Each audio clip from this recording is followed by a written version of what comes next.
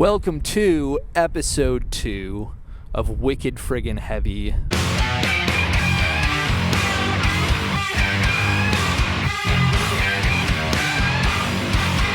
New England culture that packs a punch.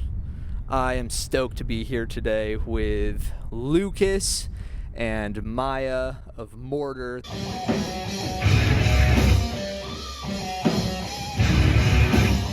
This is kind of like a Mortar Part 2 episode. Last episode, we were hanging out with Noah. Do you think there are pyramids buried under the ice in Antarctica?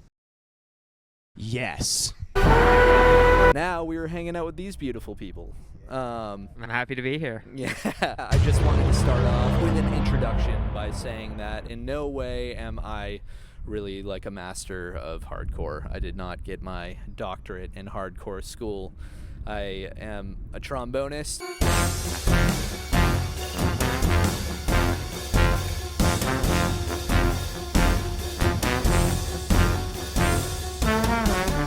And I'm interested in writing heavier music, and I thought, what better way to learn about it than interviewing members of the hardcore scene. I also want to bring light to this growing scene that is just huge, now. So without further ado, we're going to get started with episode 2. Here we go. The first question is, was guitar always your primary instrument, or did you start on another instrument? Yeah, I started with guitar. I really enjoyed playing Green Day songs when I first started.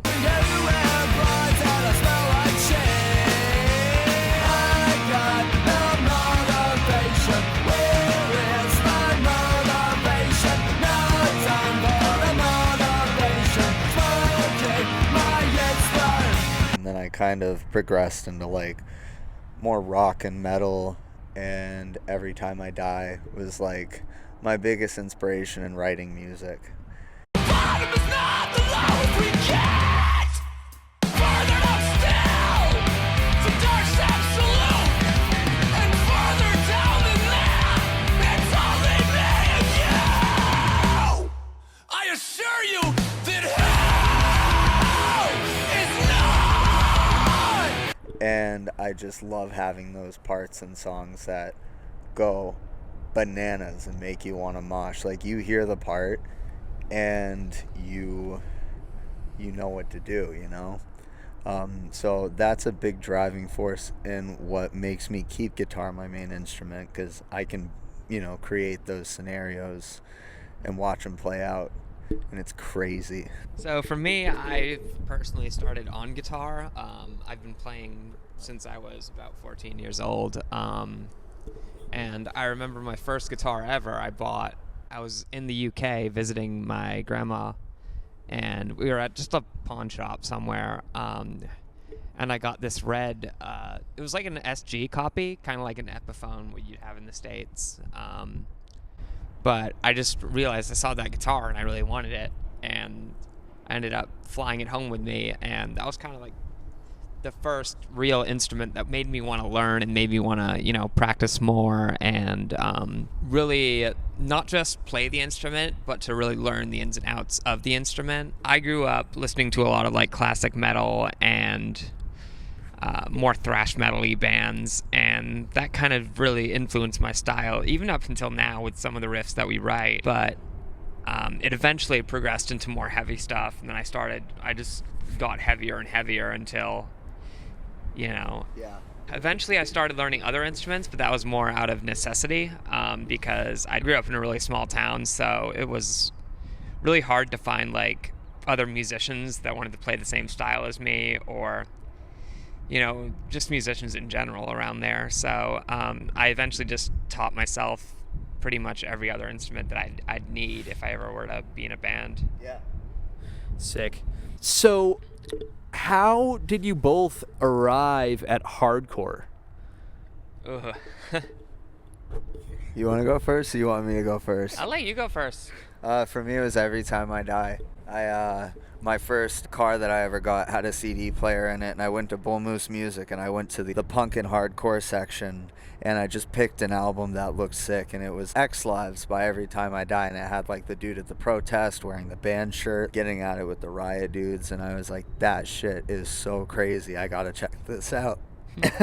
And so I checked it out, and it became my first favorite album ever. I had to learn every single part of every single song on that album, and from there I started exploring the idea of going to shows and stuff, and I started going to shows when I was about 16, 17, and it started a lot in the metalcore scene more than anything, with bands like Great American Ghost and who else did we see all the time back in the day?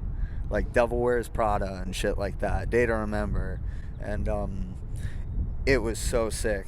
And then I went to my first hardcore show back in like 2018, I think, and that gig just changed it for me. I never thought that I would actually be able to like go to a gig and mosh, stage dive, sing on stage with, you know, the band. Like, that shit's crazy. And just the involvement in it all and the energy really, really got me into it. So for me, I've started getting into hardcore probably around 2010, 2011. I was already into like a little bit more heavier stuff at the time. I was listening to a lot of like more melodic metalcore, like Killswitch.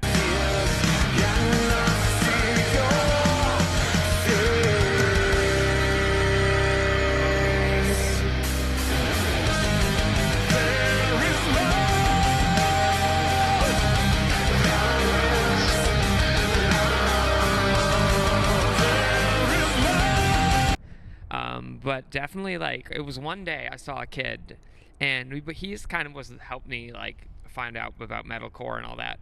One day he's wearing this shirt. It's the sickest logo I've ever seen. It's a band from New Jersey called Reign Supreme. It was me against the world, or was it us against them, or just me against myself?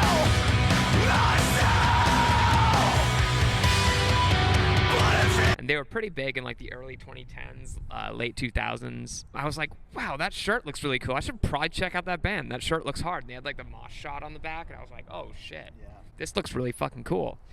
So I ended up, if the band is watching this, they're probably not, but if the band is watching this, I torrented the album off of a certain website. It might have been LimeWire, I don't know, but I ended up listening to the album, and the lyrics really spoke to me. The energy of the music really spoke to me. It was unlike anything I had ever heard at that time, and hello, Mr. Blaine. Okay. But the energy was just unreal, and I think that's what really got me wanting to go to my first local hardcore shows. And I started going, I guess you wouldn't really consider a lot of them hardcore, but it was still part of that scene, you know, that New England, Maine alternative music scene. And my first show ever was at Deering Grange, and I think this was late 2011, early 2012. Just seeing some bands, some of the guys in the bands are still playing in bands today. Yeah, it was a different time, and it was just, you know, it changed my life because I felt like this is something that I can be a part of. This is something where I don't really have a place growing up. I didn't really have like a certain type of friend group. I never really fit in anywhere, and I go to this show, and it's like I feel accepted. I feel involved in this community. You know, there's me, this, you know, 17-year-old kid, and I'm like hanging out watching like big dudes in like their 30s, you know, smoking butts outside while my mom drops me off. It's crazy to think of, like, you know, I'm still here doing this, you know, what, like 13 years later. Yeah, that's the beauty of music, right? You know, you do it for your whole life. All right, walk me through your songwriting process together, because I know you both write music together, right?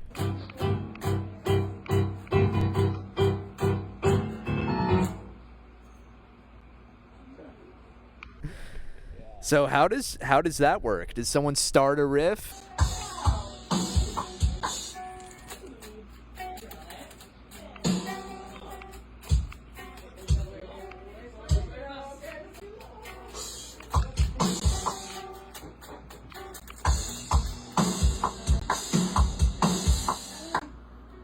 and then it goes from there.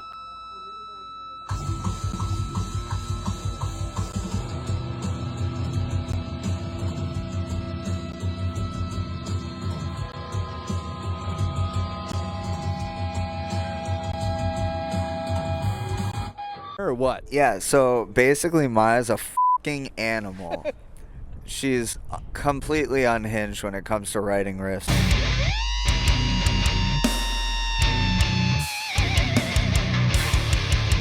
And she just does not stop. So we will be hanging out, just jamming or, running practice.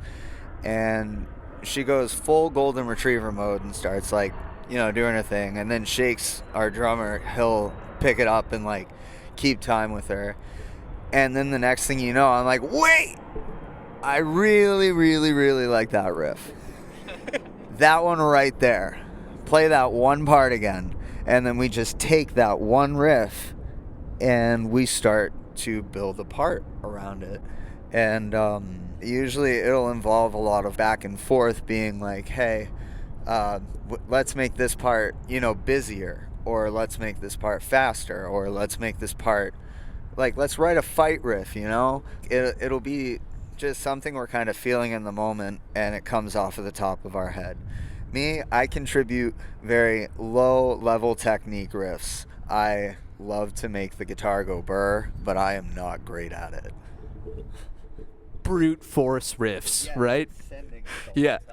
Perfect. I would say it's actually a really good dynamic that we have, because I feel like I'll sometimes write a riff and, it might not be what the song actually needs. And that's why I love Lucas, because his riffs are groovier. He has more of a feel for the song overall as a whole.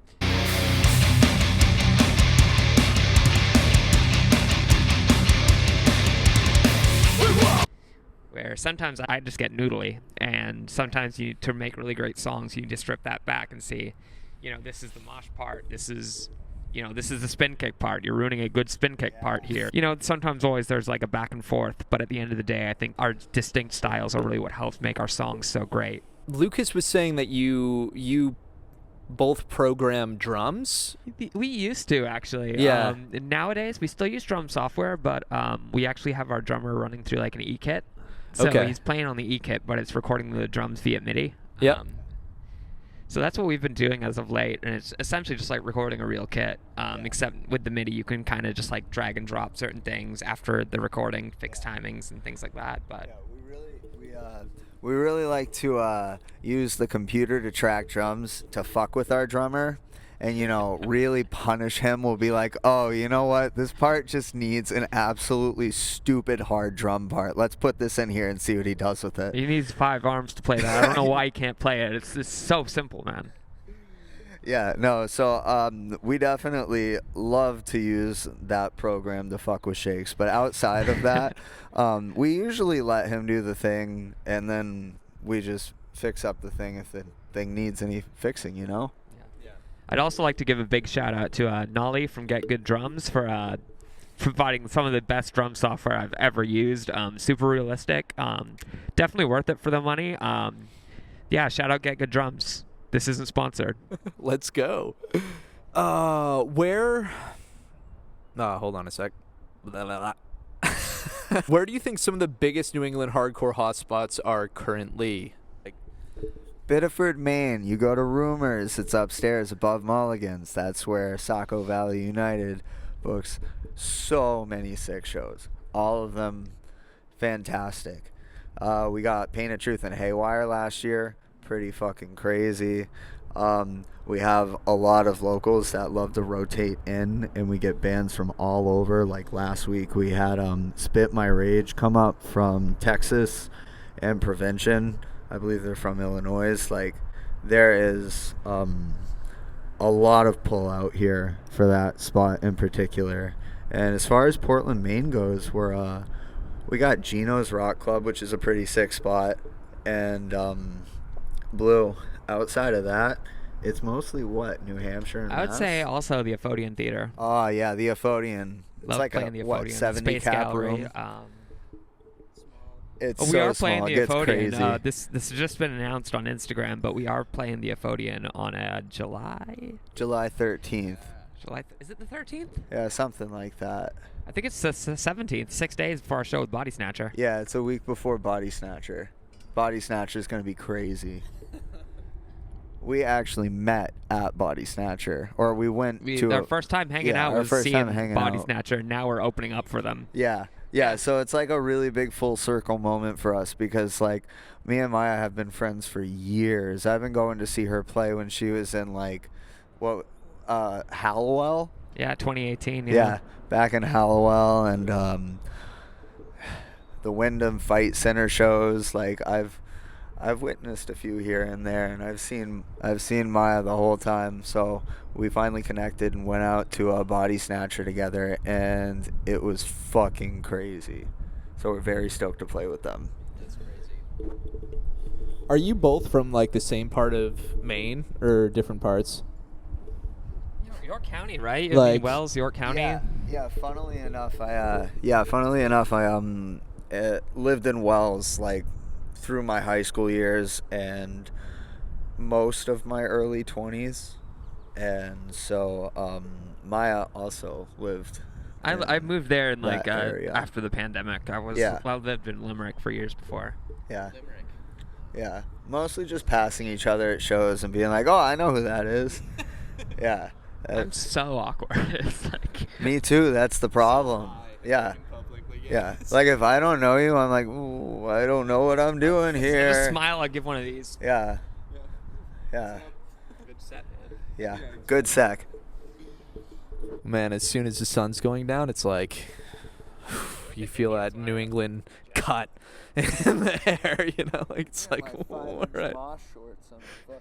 Oh, Yeah, oh, like shorts. I'm glad freezing, you like- stated moss shorts. And not We're all out here like, like Hiding from the wind, just waiting to light my joint. Do you think the political strife and growing pains of American culture are contributing to the rise of hardcore, and why?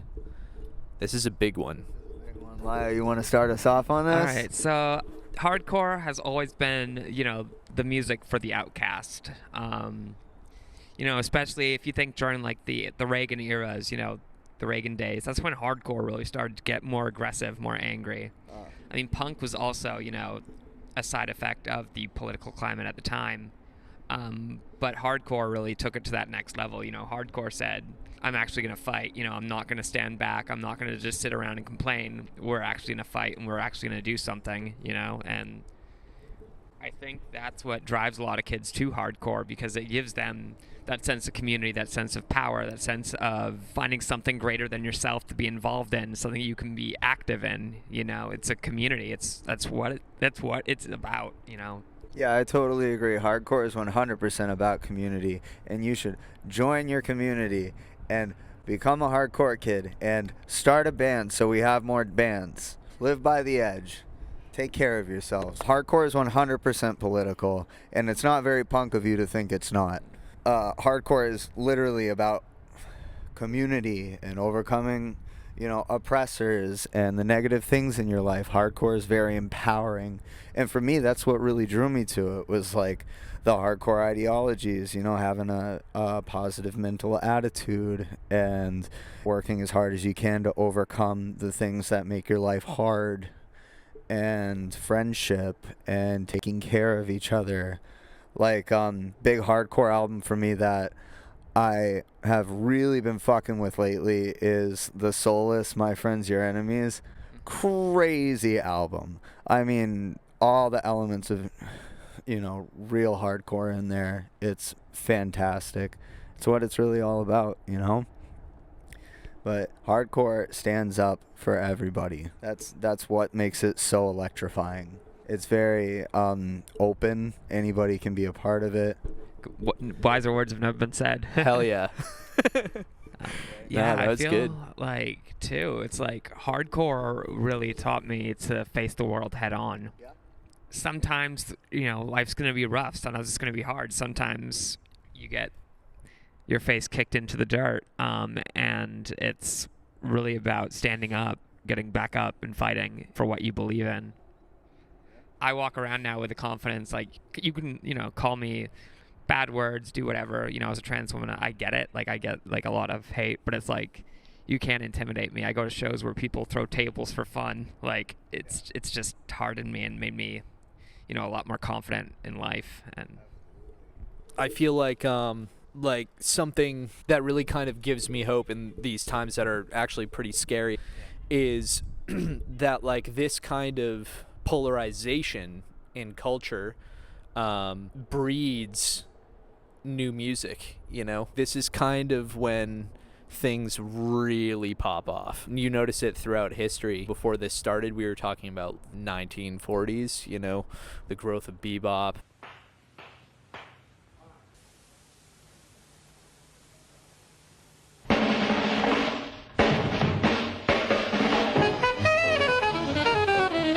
The growth of folk, like in the 1950s and 60s. Come gather round, people, wherever you roam, and admit that the waters around you have grown, and accept it that soon you'll be drenched to the bone.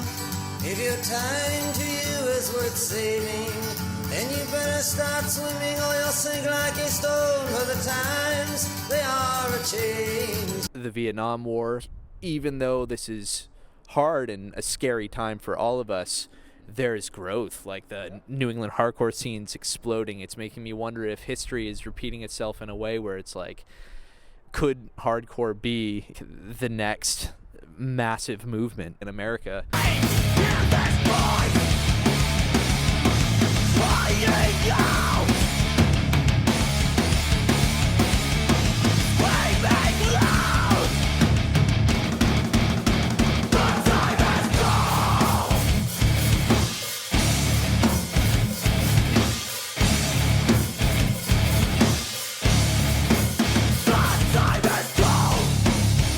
Hardcore everywhere right now is popping off. West Coast. It's not just New England, right? Yeah. West Coast, all around. There's small scenes everywhere, even outside of the U.S., Europe, UK. Shout out a few UK bands, Renounced. They're a really sick UK band. It's everywhere right now. It's like a global movement, and it's everywhere. It's so good for local music, and it's so good for local scenes. I think hardcore is really good for the paradox of tolerance. That's a really big one, If everybody starts treating each other like shit, people are going to think it's okay. And in the hardcore community, we do not stand for that. Like, that's one of those things where, like, if you show up to a show and you're a piece of shit, you're getting kicked out. It might not be fun, but you're not welcome in that space. And I think that hardcore lifestyle bleeding into, everyday life is not necessarily a bad thing. Like, stand up for your friends, protect your loved ones, like, really advocate for each other, and don't let people put each other down. Like, that's really what hardcore is all about, And the political climate, the paradox of tolerance is shifting. People are thinking it's okay to do the crazy things that they're doing right now in the world. And somebody's got to have something to say about it that resonates. Like, we need to take control and show people what it's about, Communicate, Music is a great medium for that. And that's why hardcore is so powerful, because you're not screaming into the void, you're screaming for the masses. Yeah. Something to say, It's really the empowering lyrics that push that positive mental attitude and taking care of your friends and, like, doing what you can to keep your head above water. It's really about building that sense of community, and everybody has a community somewhere, for sure. Can you describe New England hardcore culture in a nutshell, as if you're describing it to someone who has never visited New England before? Shit's wild, man. Yeah. It's fucking bananas. We take care of each other, and we like to punch each other in the face. Yeah. Lots of great bands right now. All the homies. I can't even name them all. Shout out Upon Broken Apologies.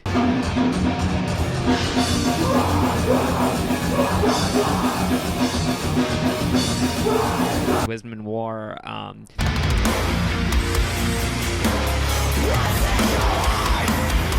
it love or hate? You beat your basement, no waste, and that's me.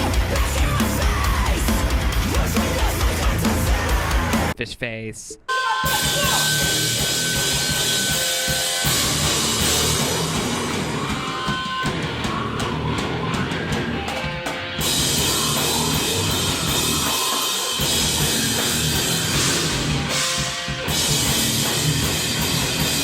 Loss of Life.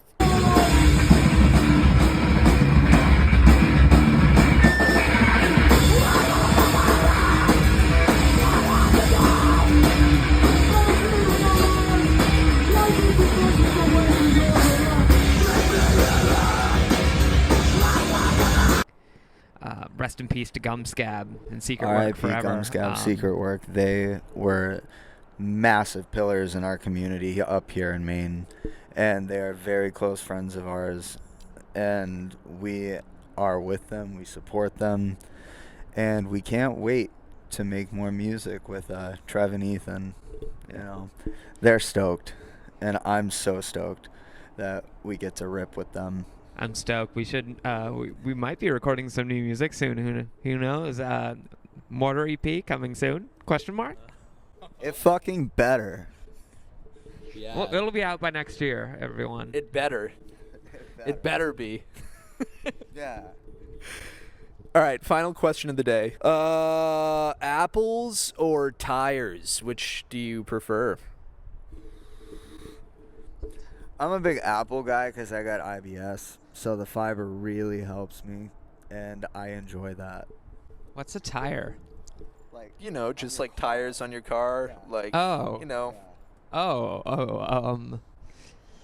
Yeah, I guess. Because if we didn't have tires, then what, you know, like. Yeah, how am what I getting? happened, you know? I mean, yeah, I gotta change my tires. Holy crap.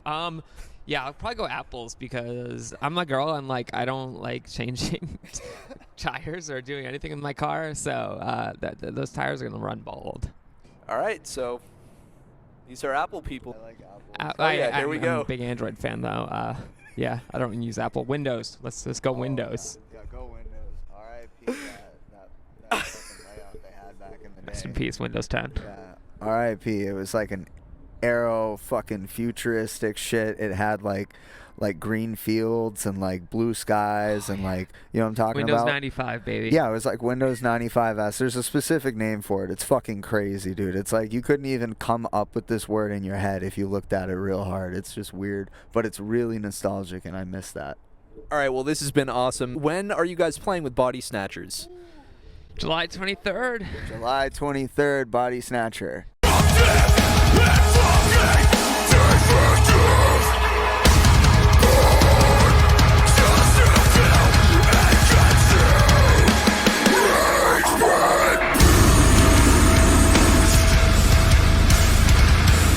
Geno's. Tickets are still on sale. Let's link go. in bio.